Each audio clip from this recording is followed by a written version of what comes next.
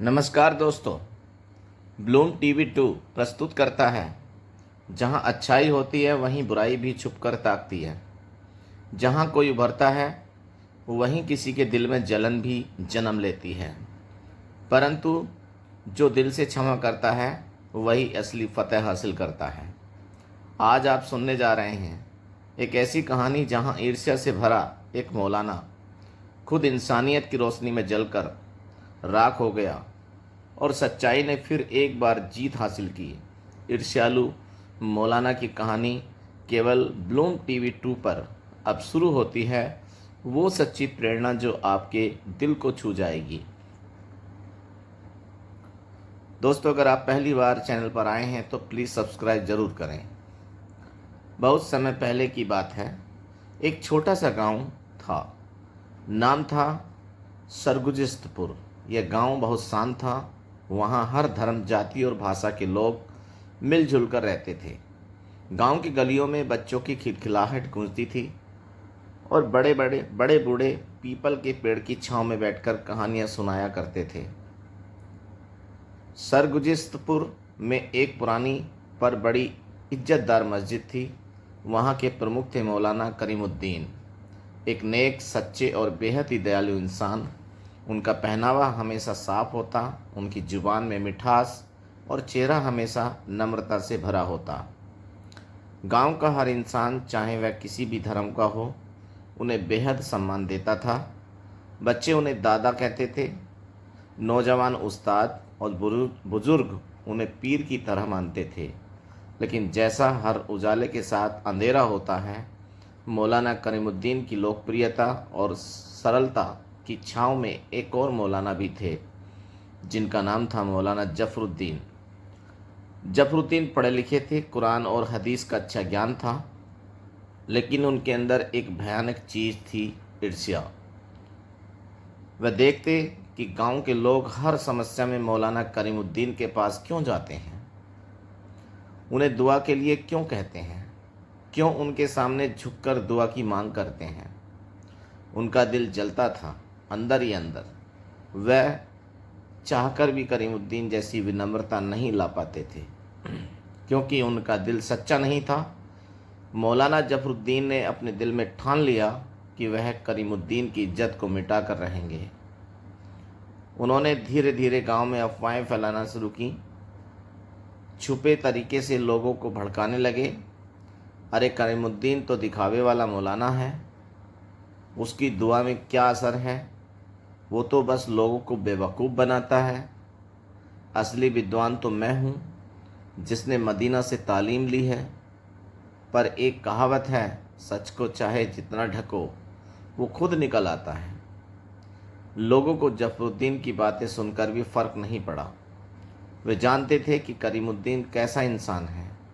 एक दिन जफरुद्दीन ने तय किया कि अब वह खुला हमला करेगा उसकी इज्जत पर, मान सम्मान पर। गांव में एक बड़ा जलसा होने वाला था, जहां सारे गांव वाले इकट्ठा होते थे। उस जलसे में मौलाना करीमुद्दीन को मुख्य अतिथि के तौर पर बुलाया गया था। जफरुद्दीन ने योजना बनाई। वह जलसे में सबके सामने करीमुद्दीन को नीचा दिखाएगा। जलसा शुरू हुआ।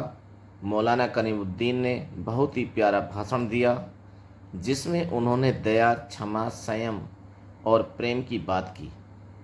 लोग मंत्रमुग्ध हो गए, तालियां बजने लगीं। तभी मौलाना जफरुद्दीन उठ खड़े हुए और बोले, क्या आप सब लोग एक ऐसे इंसान की बातों पर विश्वास कर सकते हैं जो खुद झूठ छुपाकर बैठा हो, जो हर रोज शाम को छुपकर किसी अमीर आदमी के घर जाता है और वहां से पैसे लेकर लौटता है। लोग इतनी बात सुनकर सन्न रह गए। मौलाना करीमुद्दीन शांत खड़े रहे। जफरुद्दीन ने आगे कहा, इनकी इबादत सिर्फ दिखावा है, ये नेक नहीं, ये चालाक हैं। इनकी नम्रता सिर्फ मुखौटा है। गांव की भलाई का नाटक करते हैं, लेकिन असल में अपनी जेब भरते हैं। गांव के लोग मौलाना करीमुद्दीन की ओर देखने लगे। बहुतों के चेहरे पर शंका थी, बहुतों पर दर्द। एक बूढ़ी अम्मा ने खड़े होकर पूछा, मौलाना करीम, क्या ये सच है? करीमुद्दीन ने मुस्कुराकर जवाब दिया, मैं आपको सच बताने के लिए खुद को सफाई नहीं दूंगा, लेकिन मैं एक कहानी सुनाना चाहता हूँ। अगर आप चाहें तो सुने। लोगों ने हाँ में भरी। मौलाना करीमुद्दीन बोले, बहुत साल पहले एक बच्चा था जो अनाथ था। उसकी माँ बाप की मौत हो गई थी। वह बहुत भूखा रहता, गलियों में भटकता। एक दिन एक अमीर आदमी ने उसे देखा, उसे खाना दिया और उसके लिए स्कूल की फीस भरी। वह बच्चा बड़ा होकर मौलवी बना और आज उसी आदमी के घर जाता है धन्यवाद कहने, उसकी पत्नी की तबीयत का हाल जानने और ज़रूरतमंदों के लिए ज़कात मांगने। वो मैं हूँ। मैं कोई फरिश्ता नहीं, लेकिन अगर आप मेरी नीयत पर सवाल करेंगे तो मैं सहर से स्वीकार करूँगा कि मैं गलतियाँ करता हूँ, लेकिन मेरे हर कदम में आप लोगों की भलाई की भावना रहती है। गांव की भीड़ कुछ देर चुप रही, फिर धीरे धीरे लोग खड़े होने लगे। एक किसान खड़ा हुआ, मौलाना साहब ने मेरे बेटे के इलाज के लिए चुपचाप पैसे दिए थे। फिर एक विधवा बोली, इनकी दी हुई चादरों से आज तक मेरे बच्चे सर्दी से बच रहे हैं।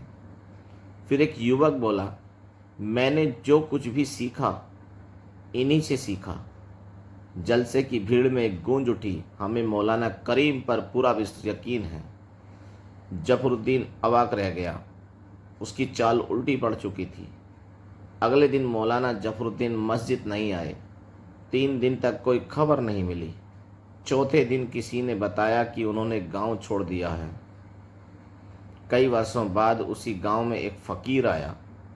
चेहरा ढका हुआ था, कपड़े पुराने पर आंखों में नमी। मौलाना करीमुद्दीन अब बूढ़े हो चुके थे, पर उन्होंने उस फकीर को पहचान लिया। वो जफरुद्दीन ही था। फकीर ने कहा, मुझे माफ़ कर दीजिए, मेरी ईर्ष्या ने मुझे अंधा कर दिया था। मैं आपको गिराने चला था, लेकिन मैं खुद गिर गया हूँ। आपके जैसे लोग ही इस दुनिया को रोशन करते हैं।